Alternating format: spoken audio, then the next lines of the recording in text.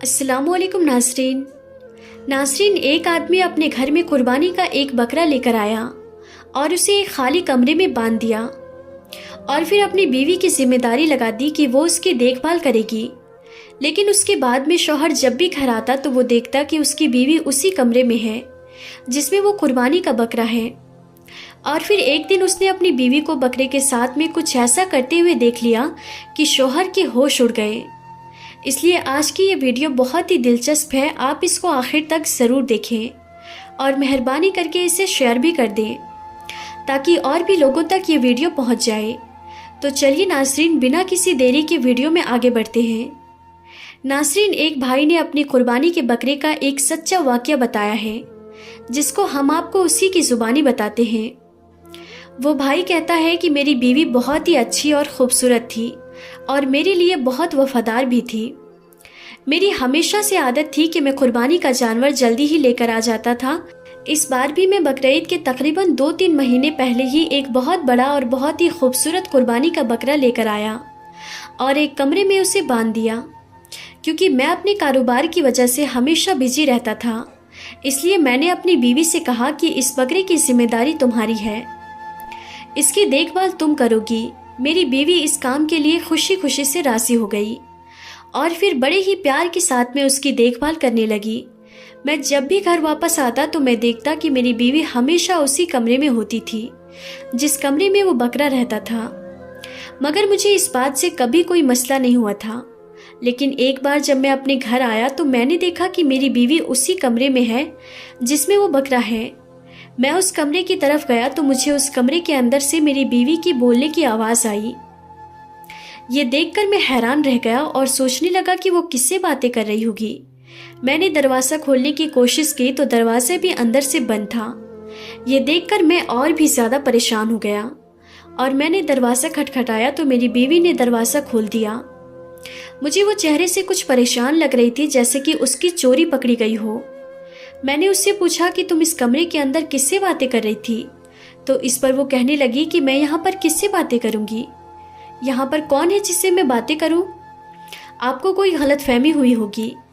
इतना कहते हुए उसने मेरा हाथ पकड़ा और घर की तरफ ले गई, यानी कि उसने मुझे उस कमरे के अंदर नहीं जाने दिया। खैर, उस दिन मैंने भी उस बात पर कोई ख़ास ध्यान नहीं दिया था और मैं भी उस बात को भूल गया। लेकिन उसके बाद कुछ दिन गुजरे ही थे कि एक रात मेरी आंखें खुल गई। मैंने देखा कि मेरी बीवी बिस्तर पर नहीं थी और वॉशरूम का दरवाज़ा भी खुला हुआ था। ये देखकर मैं हैरान हो गया और सोचने लगा कि वो इस वक्त कहाँ पर गई होगी। मैं उठकर जैसे ही दरवाजे से बाहर निकला तो मैंने देखा कि मेरी बीवी कुर्बानी के बकरे वाले कमरे से बाहर निकल रही थी। मैंने उससे पूछा कि वो इस वक्त यहाँ पर क्या कर रही थी, तो उसने कहा कि बकरे की आवाज़ आ रही थी, इसलिए मैं उसको देखने गई थी कि वो क्यों बोल रहा है। यह सुनकर मैं खामोश हो गया और उसकी बात पर यकीन कर लिया। उसके बाद कुछ दिन गुजरे कि एक दिन मैं ऑफिस से जल्दी आ गया। मेरी तबीयत कुछ ठीक नहीं थी। जब मैं घर आया तो मैंने देखा कि हमेशा की तरह मेरी बीवी उसी कमरे में थी जिसमें वो बकरा था। मैं जल्दी से उस कमरे की तरफ गया तो मैंने देखा कि आज फिर उस कमरे के अंदर से बातों की आवाज़ आ रही थी। और आज तो सिर्फ बातों की आवाज़ ही नहीं बल्कि मेरी बीवी के हंसने की आवाज़ भी आ रही थी। और इस बार मुझे कोई वहम नहीं हुआ था।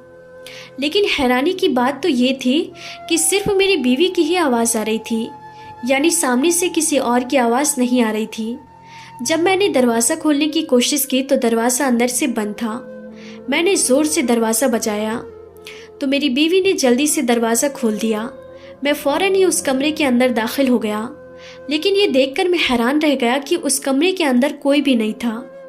मैंने उससे पूछा कि तुम अभी किससे बातें कर रही थी? तो वो कहने लगी कि यहाँ पर कौन है जिससे मैं बातें करूँ?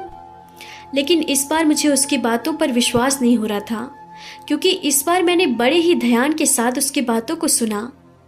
लेकिन इस बार भी मैं खामोश हो गया था। लेकिन अब मुझे मेरी बीवी पर शक हो गया, इसलिए अब मैंने उस पर नज़र रखना शुरू कर दिया था। अब ये देखकर मैं हैरान रहने लगा कि मेरी बीवी का ज़्यादातर वक्त उसी कमरे में गुजरता है जिसमें वो कुर्बानी का बकरा रहता है। मेरी बीवी घर के कामों में बिल्कुल बेपरवाह सी हो गई थी।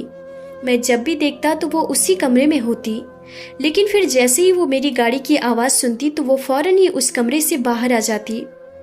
और फिर मुझे सीधा घर के अंदर ले जाती, और अक्सर वो रात को भी उठ उठ कर उस कमरे में जाया करती थी। ये देख देख कर मैं बहुत परेशान रहने लगा था। मैं इस बात से पर्दा उठाना चाहता था क्योंकि मेरी बीवी बहुत बदल गई थी। पहले वो गुमसुम सी रहती थी, लेकिन अब वो हरदम खुश रहने लगी थी। अब हरदम वो हंसती और मुस्कुराती रहती। मुझे समझ नहीं आ रहा था कि आखिर उसको ऐसी कौन सी खुशी मिल गई है जिससे ये इतनी ज़्यादा खुश रहने लगी है। नाज़रीन, वो भाई कहता है कि हमारी शादी को तकरीबन 6 साल गुजर चुके थे, लेकिन मैंने आज तक कभी भी अपनी बीवी पर कोई शक नहीं किया। लेकिन अब उसकी हरकतों को देख देख कर मैं उस पर शक करने पर मजबूर हो गया था।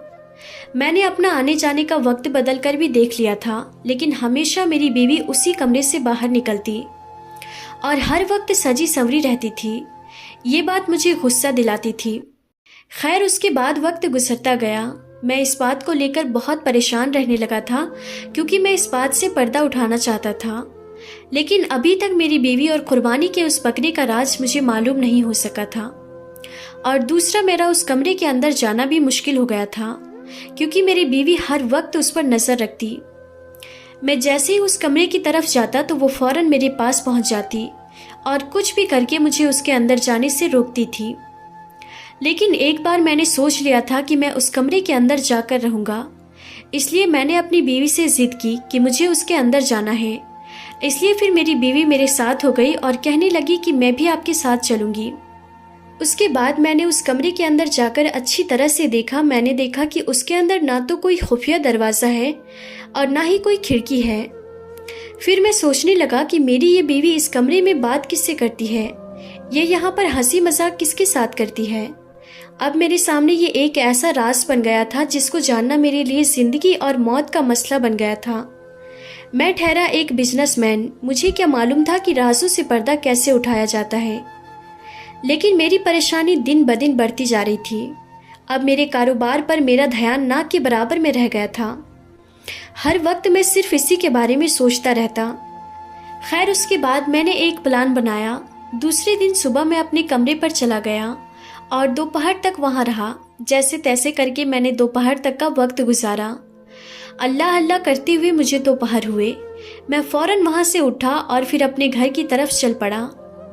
आज मैं घर से निकलते वक्त घर की चाबी भी साथ ले आया था और आज मैंने गाड़ी भी अपने घर से बहुत दूर ही खड़ी कर दी थी।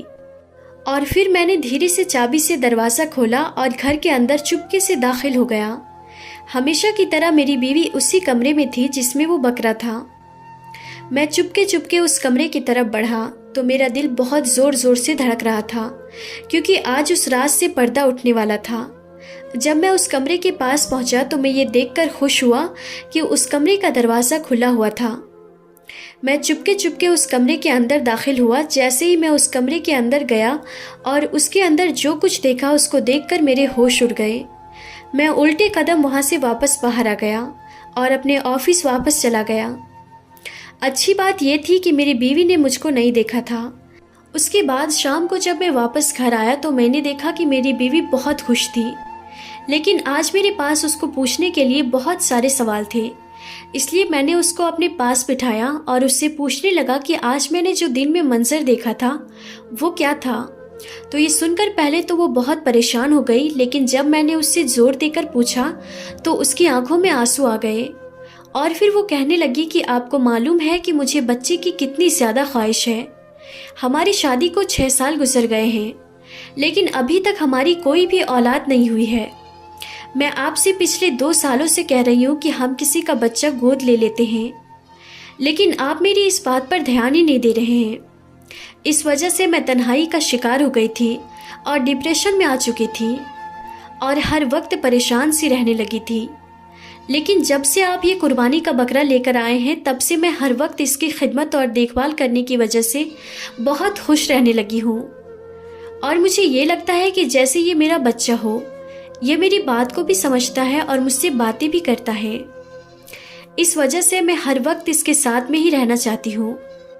आपने दिन के वक्त में जो देखा वो उसके नहाने का वक्त था, इसलिए मैं इसे बच्चों वाले शैम्पू से नहला रही थी और रात को उठ उठ कर भी मैं इसको देखने जाती थी। क्या माएँ अपने बच्चों को नहीं देखती है? क्या माएँ अपने बच्चों को नहीं चाहती है? मैंने देखा कि मेरी बीवी की आंखों में आंसू थे। अब उसकी इन बातों को सुनकर मैं बहुत शर्मिंदा हो रहा था। मैं इसके बारे में ना जाने क्या क्या सोच रहा था, और मेरी ये बीवी तो क्या निकली। मैं फौरन ही हाथ जोड़कर अपनी बीवी से माफ़ी मांगने लगा और कहने लगा कि मैं बेवजह ही तुम पर शक कर रहा था। ये सुनकर मेरी बीवी कहने लगी कि मुझे पता है आप मुझ पर शक कर रहे थे और आप मेरी जासूसी भी कर रहे थे, लेकिन मैं गलत नहीं थी, इसलिए मुझे इस बात का कोई भी फ़र्क नहीं पड़ा। मुझे मालूम है कि थोड़े ही दिनों के बाद में इस बकरी की कुर्बानी कर दी जाएगी। बस इसी वजह से मैं ज़्यादा से ज़्यादा इसके साथ वक्त गुजारना चाह रही थी, क्योंकि मैंने इसे अपना बच्चा ही समझ लिया था। वो भाई कहता है कि मेरी बीवी की इन बातों को सुनकर मेरी आंखों में आंसू आ गए और मैंने उसी वक्त पक्का इरादा कर लिया था कि अब मैं किसी के बच्चे को गोद ज़रूर लेकर आऊँगा। उसके बाद अगले ही दिन मैं यतीम खाने गया और वहाँ से एक बच्चा गोद ले आया। आज हमारे पास वो बच्चा है और मेरी बीवी उस बच्चे के साथ में बहुत खुश रह रही है। तो नाज़रीन, आज की इस वीडियो में बस इतना ही था। हम फिर मिलते हैं अगली नई वीडियो में। तब तक के लिए खुदा हाफिज़।